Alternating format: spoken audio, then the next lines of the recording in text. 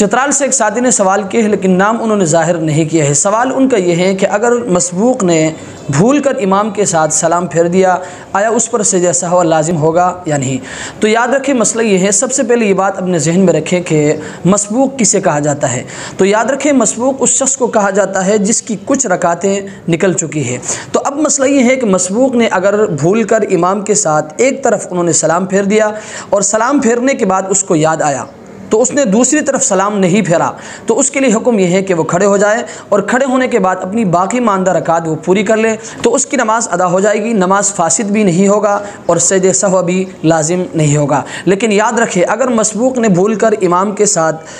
دونوں طرف انہوں نے سلام پھیر دیا اور سلام پھیرنے کے بعد وہ قبلہ رخ بیٹھا رہا اور کسی سے بات چیت بھی نہیں کی، اس دوران اس کو یاد آیا، تو یاد رکھے اس کے لیے حکم یہ ہے کہ وہ کھڑے ہو جائے اور کھڑے ہونے کے بعد اپنی باقی ماندہ رکعات وہ پوری کر لیں اور آخر میں سجدہ سہو کر لے تو اس کی نماز بھی ادا ہو جائے گی۔ لیکن یاد رکھے اگر کسی شخص نے امام کے ساتھ بھول کر سلام پھیر دیا اور سلام پھیرنے کے بعد ان کو خود یاد نہیں آیا بلکہ ساتھ بیٹھے کسی شخص نے اس کو بتایا کہ بھئی آپ کی نماز پوری نہیں ہوئی ہے، تو اس شخص کے بتلانے پر وہ کھڑا ہوا، تو یاد رکھیں اس صورت میں اس کی نماز فاسد ہو جائے گی، اس نماز کو دوبارہ پڑھنا لازم ہے۔ اور یہ بات بھی اپنے ذہن میں رکھیں، اس صورت میں نماز کو بچانے کا طریقہ یہ ہے کہ اگر کوئی شخص آپ کو بتاتا ہے تو آپ اس کے بتلانے پر کھڑا نہ ہو بلکہ آپ اپنی یادداشت پر زور ڈالیں اور اپنی رائے کے مطابق آپ کھڑے ہو جائیں، کھڑے ہونے کے بعد اپنی باقی ماندہ رکعات پوری کرنے کے بعد آخر میں سجدہ سہو کر لیں، آپ کی نماز ادا ہو